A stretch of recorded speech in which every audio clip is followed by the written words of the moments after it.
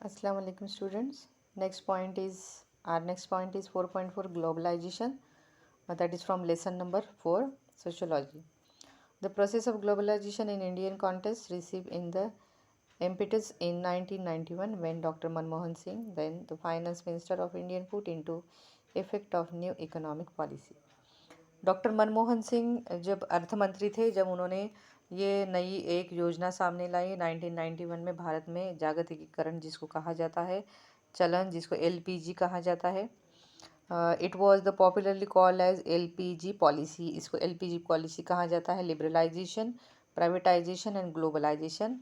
Liberalisation मतलब उदारीकरण, P का मतलब है प्राइवेटाइजेशन खाजगीकरण, और जी का मतलब है ग्लोबलाइजेशन मतलब जागतिकीकरण। ये तीन नए जो प्रोसेस है ओपन अप द सिक जिसको कहा जाएगा प्रोसेस को, ये इंडियन इकोनॉमी में शुरू की। Indian economy part of wider global economic world where there could be free trade, free flow of capital and resources, free enterprises etcetera. जिसमें भारत को एक खुला व्यापार था और दूसरों के पास से उन्होंने कैपिटल जमा किया था, पैसा जमा करके, और उसमें वो खुलेपन से पूरे उद्योग धंधे चल रहे थे, पूरे बिजनेसेस चल रहे थे, और बहुत अच्छे तरीके से वो हो रहा है। ऐसा वर्ल्ड लेवल पे हम देख सकते हैं कि इकोनॉमिकल कंडीशन में कि ये बहुत अच्छे तरीके से चल रहा है। नए नए इकोनॉमिकल प्रोसेसेस उसमें बताए गए हैं और उसके ऊपर बातें भी की जाती है। अब जो ग्लोबलाइजेशन के तौर पे कुछ नेगेटिव और पॉजिटिव चीज़ें भी उसके ऊपर बहुत ज़्यादा इम्पैक्ट करती है, और किस तरीके से इम्पैक्ट करती है अभी हम ग्लोबलाइजेशन के डेफिनेशंस में देखेंगे। फर्स्ट ग्लोबलाइजेशन की डेफिनेशन जो है वो देखेंगे। डेफिनेशन है मार्टिन एल्ब्रो और एलिजाबेथ किंग की। Globalisation refer to all those process by which the people of the world are incorporated into a single world society. जिसमें है मार्टिन एल्ब्रो एलिझाबेथ कहते की ज्यामुळे जगातील लोक एकाच वैश्विक समाजाचे सदस्य बनतात, अशा सर्व प्रक्रियांचा संदर्भ जागतिकीकरणाशी जोडला जातो। मतलब समाज में या पूरे वर्ल्ड में या पूरे दुनिया में जिसको जो चीज़ें समाज में होती है वो पूरे समाज के लोग जब एक्सेप्ट करते हैं या उसके मेंबर बन जाते हैं, that is called as globalisation. वो चीज़ें हम लोग एक्सेप्ट करते हैं। हर एक जो ग्लोब का इंसान है, हर एक ह्यूमन बीइंग जो दुनिया में रहता है, वो चीज़ उससे जुड़ा हुआ है, that is called as globalisation.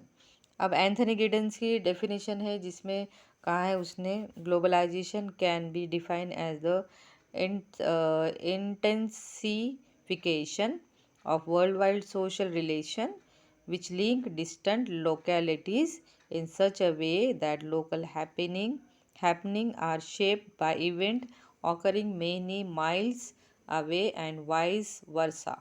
जिसको कहेंगे एंथनी गिडन्स क्या कह रहे हैं, ज्यामुळे दूरवरच्या प्रदेशांशी असलेले नाते अशा पद्धतीने जोडले जाते की अनेक मैल दूर असलेले प्रदेशात घडणाऱ्या घटनांचे पडसाद स्थानिक घटनांवर होतात आणि त्याच न्यायाने स्थानिक घटनांचा परिणाम जागतिक पातळीवर घटनांवर होतो। ती प्रक्रिया म्हणजे जागतिकीकरण। देखो एंथनी गिडेंस बहुत अच्छे तरीके से सादे सिंपल लैंग्वेज में कह रहा है कि दुनिया में या कोई भी जगह पे दूर पे भी अगर कोई चीज़ें हो रही है और उसका रिलेशन कोई नए चीज़ों से उसको रिलेट कर दिया जा रहा है या उसका इम्पैक्ट अपने शहर पे हो रहा है, बाजू के शहर में या बाजू के नज़दीक नज़दीक के गांव में अगर कोई चीज़ हो रही है और उसका इम्पैक्ट हमारे ऊपर हो रहा है और वो सब चीज़ों को हम लोग एक्सेप्ट कर रहे हैं। जैसे कि लॉज है बहुत सारी चीज़ों के, बहुत सारी चीज़ें समाज में होती है। वुमेंस एम्पावरमेंट होता है। वुमेन एम्पावरमेंट अगर अमेरिका में भी हो रहा है या दूसरी कंट्रीज़ में हो रहा है तो उसका इम्पैक्ट हमारे ऊपर होता है। मतलब वो जो घटनाएं होती है, वो प्रोसेस होते हैं, वो हम लोग भी एक्सेप्ट कर रहे हैं। टेक्नोलॉजी जापान चीन में बहुत ज़्यादा है, अब वो टेक्नोलॉजी हमारी तरफ पहुँची है तो उसका कहीं ना कोई इफ़ेक्ट हमारे ऊपर हो रहा है ना। तो उसको ही कहते हैं कि दूसरी तरफ जो चीज़ें हो रही है दुनिया में उसका इम्पैक्ट हम लोगों के ऊपर होना या अपने शहरों पे होना, और वो जो प्रक्रिया होती है, वो जो प्रोसेस होती है, उसको ग्लोबलाइजेशन कहा जाता है। रोलैंड रॉबर्टसन जो कहना चाहता है कि globalisation is the compression of the world and the and the intensification of the consequences of the world as a whole. Roland Robertson कह रहा आहे की जागतिकीकरण म्हणजे जग अधिकाधिक जवळ येणे आणि आपण सर्व एकच आहोत अशी तीव्रतेने जाणीव होणे होय. देखो ये वाली एकदम सिंपल है. जागतिकीकरण ग्लोबलाइजेशन क्या होता है कि हम दो दुनिया के लोग हैं, दुनिया के जो दूर दूर के लोग हैं वो लोग हम सब एक साथ आ रहे या एक नज़दीक आ रहे. जैसे कि हम वीडियो कॉलिंग करते, सात सात समुंदर पार से भी हम वीडियो कॉलिंग पे बात कर सकते, एक दूसरे को देख सकते. मतलब ये कितनी बड़ी टेक्नोलॉजी है, कितना बड़ा मॉडर्नाइजेशन है. और ग्लोब लेवल पे ये चीज़ें हो रही, मतलब that is called as globalisation. मतलब छोटे छोटे शहर भी एक साथ हम नज़दीक देख रहे हैं और अलग बड़े बड़े जो कंट्रीज़ के पास भी जो हो रहा है वो कंट्री की चीज़ें हमारे पास आ रही है और हम लोग नज़दीक हो चुके हैं, एक दूसरे को देखते हैं सकते. That is called as globalisation. अब ये है नेक्स्ट कैरेक्टरिस्टिक्स ऑफ ग्लोबलाइजेशन, जिसमें फर्स्ट कैरेक्टरिस्टिक्स है जिसमें है कैरेक्टरिस्टिक्स ग्लोबलाइजेशन में लिबरल प्रिंसिपल. लिबरल प्रिंसिपल क्या होता है कि अपने जो कुछ चीज़ें होती है जो हम लोग बोलते हैं कि ये हमारे प्रिंसिपल्स है, मतलब ये चीज़ों से हम लोग इस तरीके से चलेंगे, ये हमारे चीज़ें हैं, ये हमारे रूल्स है, ये हम रेगुलेशंस है.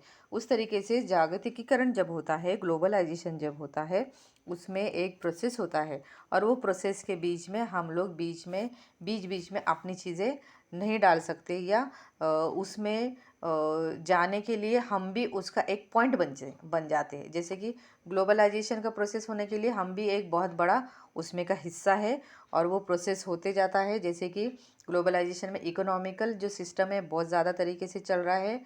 प्राइवेट जो इंडस्ट्रीज़ हो रहे हैं या प्राइवेट बिजनेसेस हो रहे हैं, वो चीज़ों में भी ग्लोबलाइजेशन का एक बहुत बड़ा पार्टिसिपेशन है और इस वजह से ये प्रोसेस हम लोगों के बीच का है ना. ग्लोबलाइजेशन हो रहा है मतलब सिर्फ टेक्नोलॉजिकली हो रहा है क्या, अंदर के अंदर या आसमान में हो रहा है क्या, ग्रह तारों में नहीं, ये इंसानों के बीच में हो रहा है. आज जो भी प्राइवेट लोग काम कर रहे हैं हम सब लोग मिलके काम करें, ये ह्यूमन बींग में ये अंडरस्टैंडिंग हो रही है. ह्यूमन बींग वो चीज़ें एक्सेप्ट कर रही है, वो प्रोसेस में वो खुद इन्वॉल्व है. इसलिए हम लोगों का एक साथ आना या हमको वो प्रिंसिपल्स मानना या प्रिंसिपल के तरीके से चलना बहुत ज़रूरी है. सेकंड पॉइंट है उसका प्राइवेट एंटरप्राइजेस. प्राइवेट एंटरप्राइजेस कैसे वो देखेंगे. प्राइवेट एंटरप्राइजेस मतलब क्या, जब जहाँ पे प्राइवेटाइजेशन हुआ वहाँ पे ये चीज़ देखी गई कि ये जो प्रोसेस शुरू हुआ ग्लोबलाइजेशन का प्रोसेस जो है प्राइवेट कंपनी से शुरू हुआ. उसके लिए प्राइवेट जो चीज़ें हैं या प्राइवेट दवाखाने हैं, प्राइवेट चैनल्स है, टीवी के चैनल्स है या दूरदर्शन है या एजुकेशन है या जो भी लोग कुरियर सर्विसेज वगैरह, तो उसके लिए गवर्नमेंट ने परमिशन दी है कि तुम उनके पास से सप्लाई कर सकते हो कोई भी चीज़. आज पहले कोई भी चीज़ पोस्ट ऑफिस से या पोस्ट से ही जाती थी, वो गवर्नमेंट की तरफ से ही लेटर जाता था. आज हम हमारा खुद का कुरियर बना के कोई भी प्राइवेट कुरियर के कंपनीज़ है जो प्राइवेट तरीके से चलते हैं उससे हम भेज सकते हैं और वो इजी तरीके से चले जाता है. तो कहीं ना कहीं प्राइवेटाइजेशन जो हुआ है, तो ग्लोबलाइजेशन का डेवलपमेंट होने के लिए प्राइवेटाइजेशन का बहुत बड़ा हाथ उसमें दिखाई देता है. जैसे कि हेल्थ केयर है, इंश्योरेंस है, रेडियो है, टेलीविज़न है, एजुकेशन है, ये चीज़ें हम प्राइवेटली कर सकते हैं. गवर्नमेंट के सेक्टर में अगर हमारे बच्चों को नंबर नहीं मिलते हैं या वो ज्वाइन नहीं कर सकते, तो प्राइवेट सेक्टर में हमारे बच्चों को हम इंजीनियरिंग करवा सकते हैं.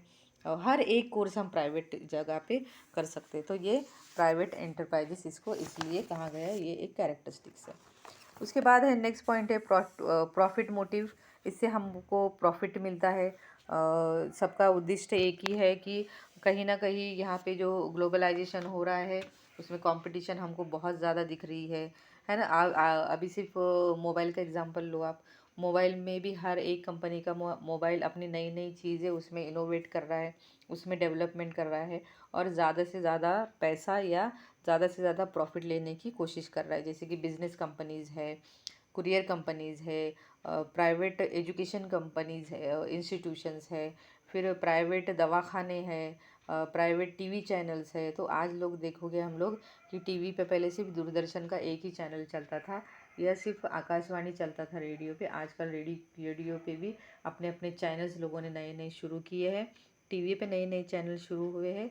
इवन मोबाइल की कंपनीज, हर एक चीज़ आप लोग कोई भी चीज़ लो आपके घर में कि हर एक चीज़ आपको अलग अलग कंपनी की मिलेगी। आप अगर किसी से पूछना चाहते हो कि मैं ये मोबाइल लूँगा, तो वो आपको दूसरा मोबाइल बता देगा, नहीं ये उससे ज़्यादा अच्छा है, इसकी मेमोरी ज़्यादा अच्छी है, इसमें ये कैरेक्टरिस्टिक्स है, इसमें मेमोरी इतनी फास्ट चलती है, या इतने इतने ऐप है, इसमें नया है, ये वो बहुत सारी चीज़ें वो हमको उसमें बताई दी जाती है।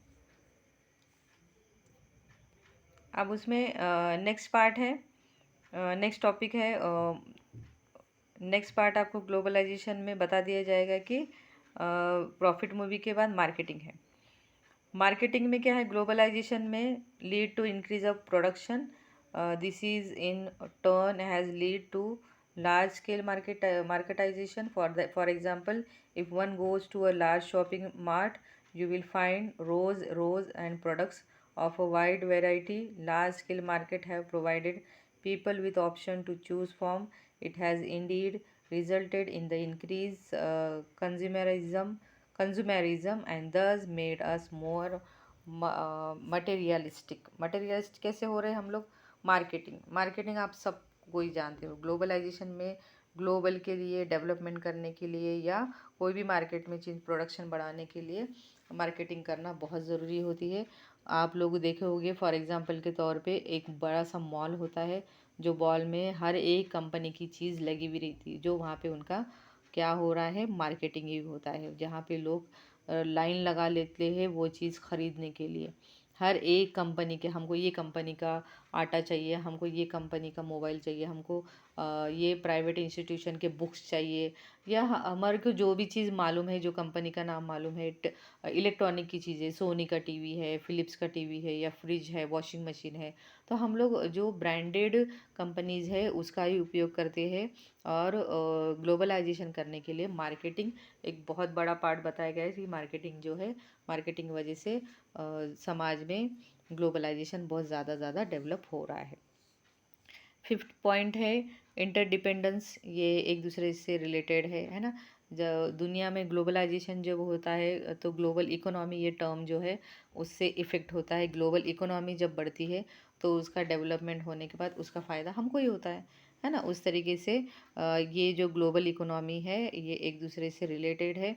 कोई भी प्रोडक्शन जो अपने सामने आता है वो हम उसको लेते हैं, उसको एक साथ कर लेते हैं और उसको यूज़ करने की कोशिश करते हैं। तो जब तक कोई मोबाइल जो है, कोई कंपनी में आने के बाद अगर कोई यूज़ नहीं करता है और हमारा उसके लिए रिस्पॉन्स नहीं है, तो मार्केट में उसका रेट भी कम हो जाता है और वो एक दूसरे से रिलेटेड नहीं होता है। तो कंपनी में या बाज़ार में कोई भी चीज़ आती है तो ह्यूमन बींग के लिए, लोगों के लिए आती है, वो उसका यूज़ करते हैं, इसलिए वो एक दूसरे के लिए डिपेंडेंट है ना। मोबाइल यूज़ करना है, आपके ऑनलाइन क्लासेस चल रहे, तो ऑनलाइन क्लासेस आप किस पे देखोगे, मोबाइल पे आप क्लास सुनोगे, तो वो मोबाइल आपके ऊपर डिपेंड है, आप वो मोबाइल के ऊपर डिपेंड है ना। तो इस तरीके से कोई भी चीज़ हमारी एक दूसरे के ऊपर डिपेंड होती है।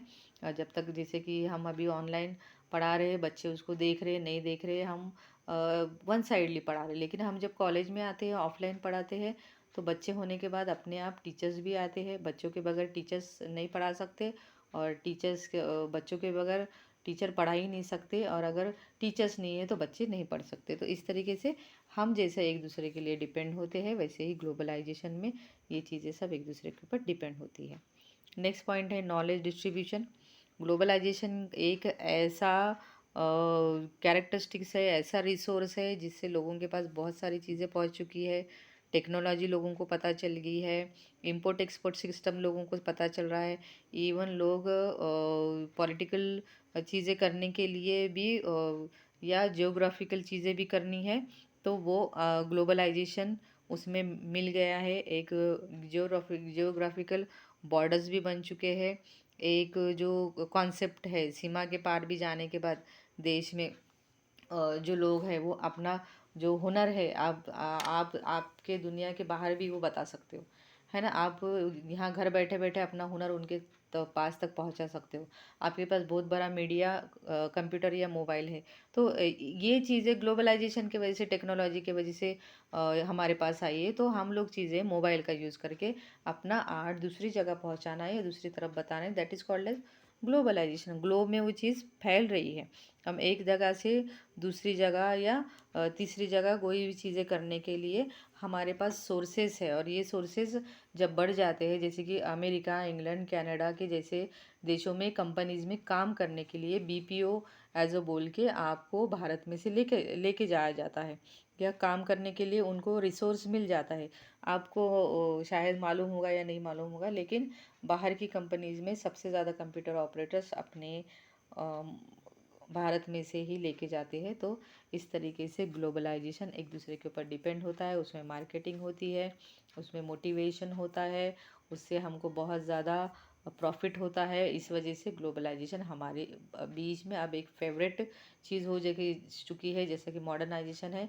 मॉडर्नाइजेशन के बाद ग्लोबलाइजेशन का एक बहुत बड़ा हाथ हमारे समाज में या हमारी दुनिया में आ चुका है, जिससे हम लोग डेवलपमेंट कर रहे हैं। ठीक है, तो ये थे हमारा ग्लोबलाइजेशन का टॉपिक। अब इंशाल्लाह नेक्स्ट टॉपिक में 4.4 डिजिटाइजेशन हम पढ़ेंगे।